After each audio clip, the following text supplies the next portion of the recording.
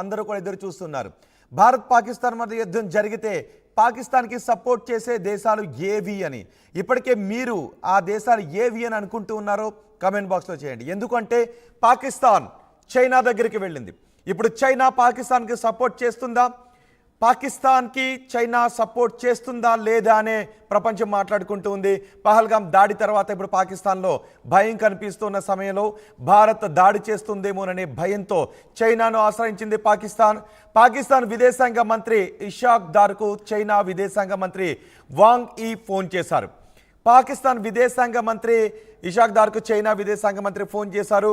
మేము మీకు అండగా ఉంటామని చెప్పినట్టుగా తెలుస్తుంది. బహుశా పాకిస్తాన్కి చైనా డైరెక్ట్గా అండగా ఉంటుందా?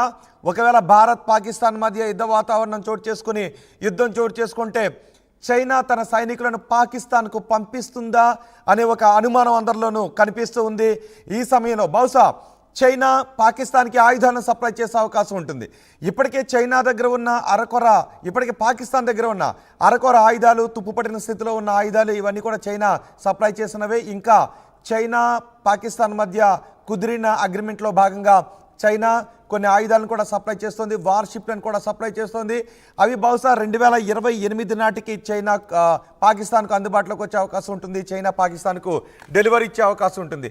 ఈలోపు యుద్ధం జరిగితే పరిస్థితి ఏంటి అని. ఎందుకంటే పాకిస్తాన్ దగ్గర వార్షిప్లు లేవు, అంటే యుద్ధవాహక నౌకలు పాకిస్తాన్ దగ్గర లేవు. మన దగ్గర యుద్ధవాహక నౌకలు ఉన్నాయి, డిస్ట్రాయర్లు ఉన్నాయి, ఫ్రిగేట్లు ఉన్నాయి. సో అత్యాధునిక ఆయుధ సంపత్తిని కలిగి ఉన్నాము. బలమైనటువంటి త్రివిధ దళాల్లో మనం కలిగి ఉన్నాం. ఇప్పుడు యుద్ధం వస్తే ఏంటి అనే పరిస్థితి. ఒంటరిగా పాకిస్తాన్ ఎదుర్కొనే అవకాశం లేదు. అందుకే ఇప్పుడు చైనా దగ్గరికి వెళ్తోంది. ఎందుకంటే చైనా మాత్రమే ఇప్పుడు పాకిస్తాన్కి కొంత నమ్మశక్యంగా, కొంచెం ఆశావాహంగా కనిపిస్తుంది. మరి చైనా పాకిస్తాన్కు సపోర్ట్ చేస్తుందా? అంత ధైర్యం చేస్తుందా?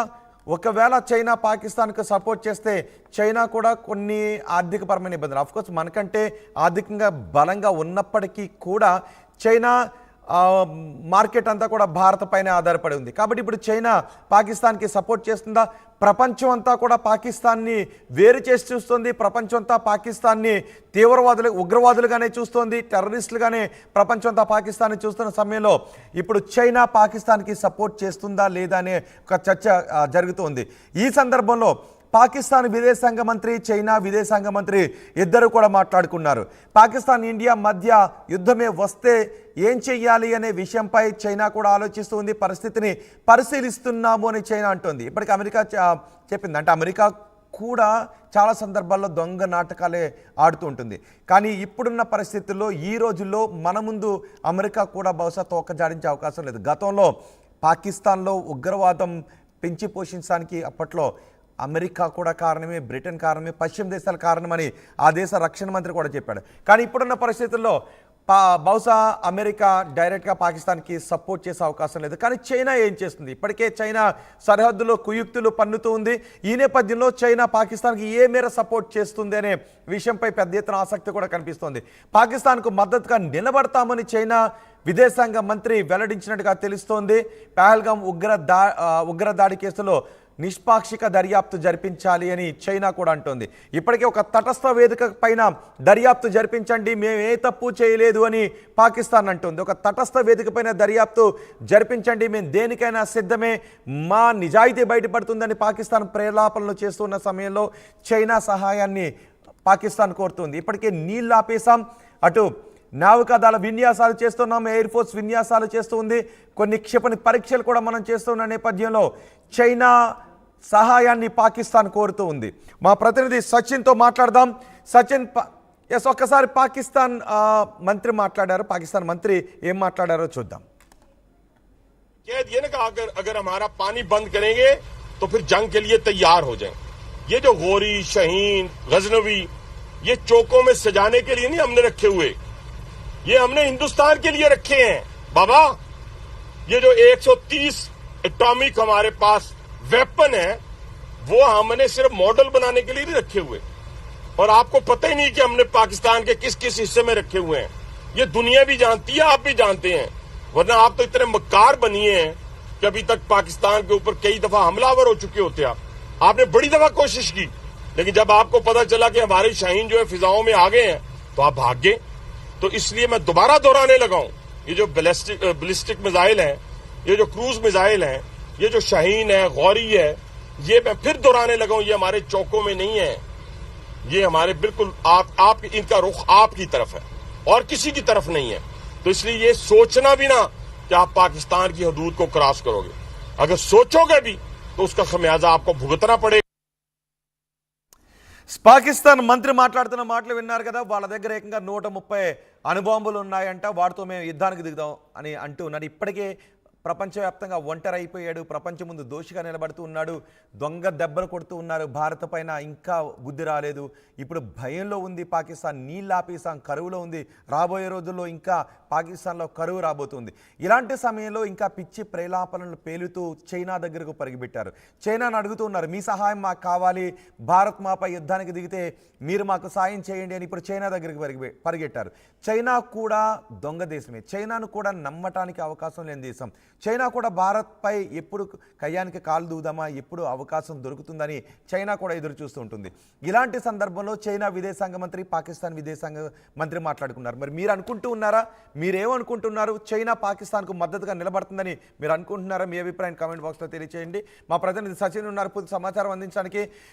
సచిన్, మొత్తం ప్రపంచ దేశాల ముందు పాకిస్తాన్ ఒంటరి అయిపోయిన ఈ సందర్భంలో చైనా విదేశాంగ మంత్రి, పాకిస్తాన్ విదేశాంగ మంత్రి మాట్లాడుకున్న ఈ సందర్భాన్ని ఎలా చూడాలి? చైనా పాకిస్తాన్కు అండగా నిలబడే అవకాశం ఉందా? అంతకన్నా ముందు ఈ క్వశ్చన్ కి సంబంధించి మీరు ప్రశ్న రైజ్ చేసినప్పుడు పాకిస్తాన్ మంత్రి మాట్లాడాడు కదా రోహిత్, ఆయన ఏమంటాడు, టెక్టానిక్ అంటాడు. బహుశా వాళ్ళు చదివేంటి ఇక్కడ అర్థమైపోతుంది. అదే టెక్టానిక్, అదే టాక్టికల్ న్యూక్లియర్ వెపన్స్, అదే ఆయనకి తెలీదు. అది రైల్వే శాఖ మంత్రి అక్కడికి సంబంధించి. Coming back to the question మీరు అడిగింది, ఆయన పాకిస్తాన్ కి సంబంధించి యుద్ధ భయం నెలకొన్నప్పటి నుంచి మద్దతుగా నిలిచిన దేశాలు ప్రధానంగా కనిపించింది ఇరాన్. ఇప్పుడు దీనికి గొంతు కలిపింది చైనా. చైనా గొంతు కలిపిన పరిస్థితి ఎందుకు వచ్చింది అనే క్వశ్చన్కి చాలా కారణాలు ఉన్నాయి. వాటిని ఒక్కొక్కటిగా నేను మీకు తెలిపే ప్రయత్నం చేస్తాను రోహిత్. మొట్టమొదటిది నిన్న జరిగిన యుఎన్ఎస్సి, అక్కడ మీటింగ్ లో యుఎన్ఎస్సికి సంబంధించి జరిగిన భేటీలో ఇక్కడ చైనా మద్దతుగా వెళ్ళింది. ఏమంటుంది, పాకిస్తాన్ కి మద్దతుగా కౌంటర్ టెర్రరిజం కి సంబంధించి మేము మద్దతుగా ఉంటాం. అండ్ అలాగే పహల్గామ్ అటాక్ మీద నిన్న పాకిస్తాన్ అక్కడ ఏమంది, ఇంపార్షియల్ ఇన్వెస్టిగేషన్ జరగాలి. ఎవరిదయ్యా ఇంపార్షియల్ ఇన్వెస్టిగేషన్? ఎవరు కోరుకుంటారు ఇంపార్షియల్ ఇన్వెస్టిగేషన్? ఎవరికి తెలియదు, ప్రపంచం మీకు తప్ప అందరికీ తెలుసు. ఇది మీరు చేస్తున్న దుర్మార్గం అని చెప్పి. సో యుఎన్ఎస్ కౌన్సిల్ కి సంబంధించి మాట్లాడిన సందర్భంలో ఇక్కడ పాకిస్తాన్ కి సపోర్ట్ గా వెళ్ళింది, పాకిస్తాన్ కి మద్దతు ఇచ్చింది చైనా మాత్రమే ఇక్కడ సపోర్ట్ ఇచ్చింది. సో అలాంటి చైనా ఈ రోజు మళ్ళీ పాకిస్తాన్ డిప్యూటీ ప్రధాని ఇషాక్ దార్తో మాట్లాడారు. చైనా ఫారెన్ మినిస్టర్, చైనా విదేశాంగ మంత్రి, అది కూడా మళ్ళీ వేరే వాళ్ళు కాదు. ఎందుకంటే విదేశాంగ శాఖకు సంబంధించి ఇప్పుడు ఆ కన్సర్న్ ఉంటూ ఉంటుంది వాళ్ళకున్న దేశాలతో. ఎందుకు పాకిస్తాన్ ఇక్కడ కన్సర్న్ ఉంది? ఎందుకంటే ఫస్ట్ గా బలూచిస్తాన్ లో సిపెక్ కి సంబంధించి రోడ్ ఇనిషియేటివ్ సంబంధించి ఉంది కాబట్టి సిపెక్ కి సంబంధించి వాళ్ళకి ముందు ఎందుకు బలూచిస్తాన్ లో తలనొప్పి. ఇప్పటికీ లక్షల కోట్లు ఖర్చు పెట్టింది చైనా, అక్కడ విసిగి వేసారిపోయింది. రెండోది ఇక్కడ ఆర్మ్స్ కావచ్చు, మరి ముఖ్యంగా ఈ మిలిటరీకి సంబంధించి యుద్ధ వాహనాలు కావచ్చు, యుద్ధ వాహన నౌకలు కావచ్చు, ఇలాంటి వాటికి సంబంధించి యుద్ధ సామాగ్రిని సమకూర్చడంలో డీలర్స్ గా మాట్లాడుకో లేక సప్లైర్స్ గా మాట్లాడుకున్న నేపథ్యంలో పాకిస్తాన్ తో కీలకమైన స్థానం కావచ్చు, లేక కీలకమైన భాగస్వామ్యం కావచ్చు, లేక కీలకంగా సప్లై చేస్తుంది చైనా మాత్రమే వాళ్ళకి.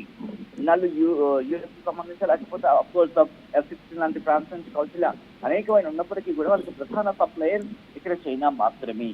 సో ఇటువంటి అన్ని కారణాలు ఉన్న నేపథ్యంలో దాంతో పాటు మరి ముఖ్యంగా రోడ్ అండ్ సిపెక్ కి సంబంధించి ఆ రోడ్ ఇనిషియేటివ్ సంబంధించి మాట్లాడుకున్న సందర్భంలో లక్షల కోట్లు వెచ్చించేస్తుంది. తన సైన్యాన్ని కూడా అక్కడ మోహరింపజేసిన పరిస్థితి ఉంది రోహిత్. కాబట్టి ఇప్పుడు చైనాకి తప్పని పరిస్థితి. ఎందుకంటే అయితే పాకిస్తాన్ ని వెనకైనా లాగేసుకోవాలి వాళ్ళు, అంటే తమ స్వాధీనంలోకి తీసేసుకునే ప్రయత్నం చేస్తుంది, లేకపోతే మద్దతు ఇచ్చినట్టుగా ఇచ్చి ఇది పాకిస్తాన్ ని తన గ్రిప్ లో తీసుకునే ప్రయత్నం చేస్తుంది. బియాండ్ దట్ ఇంకొక చర్చ ఏం జరుగుతోందంటే, ఇప్పటికే ట్రేడ్ వార్ జరుగుతోంది ఇటు అమెరికాకి అలాగే చైనాకి. ఇటువంటి సినారియోలో కనుక ఒక్కసారిగా ముందడుగు వేస్తే ఇది ఇంకో ప్రశ్న యుద్ధానికి దారి తీయచ్చు, ఇంకో మూడో ప్రపంచ యుద్ధానికి దారి తీయచ్చు. ఒకవేళ పాకిస్తాన్ కి సంబంధించి చైనా దానికి వెళ్తే భారత్ కు అమెరికా రంగంలోకి దిగుతుంది. అఫ్కోర్స్ మీరు ఇందాక అన్నట్టుగా అమెరికా ఎప్పుడు ఎవరిని నమ్మడానికి లేదు, ఇక్కడ నేపథ్యానికి కూడా అటువంటి సినారియో కనిపిస్తోంది. సో ఇన్ని రకాల కారణాలు అయితే మాత్రం కనిపించడం జరుగుతోంది. కమింగ్ బ్యాక్ టు వాళ్ళ అంటే నిజానికి పాకిస్తాన్ కి సపోర్ట్ చేసే అవకాశం ఉన్న దేశాలు ప్రస్తుతం ఉన్న పరిస్థితుల్లో డైరెక్ట్ గా పాకిస్తాన్ వైపు సపోర్ట్ చేయకుండా బహుశా తటస్థంగా ఉండే అవకాశం ఉంటుంది. కానీ పాకిస్తాన్ ఆశలన్నీ చైనా వైపే కనబడుతున్నాయి. చైనా నుంచి ఇప్పటికే ఆయుధాలను దిగుమతి చేసుకుంటుంది, చైనా నుంచి ఇప్పటికే యుద్ధ సామాగ్రిని దిగుమతి చేసుకుంటుంది, ఇప్పటికే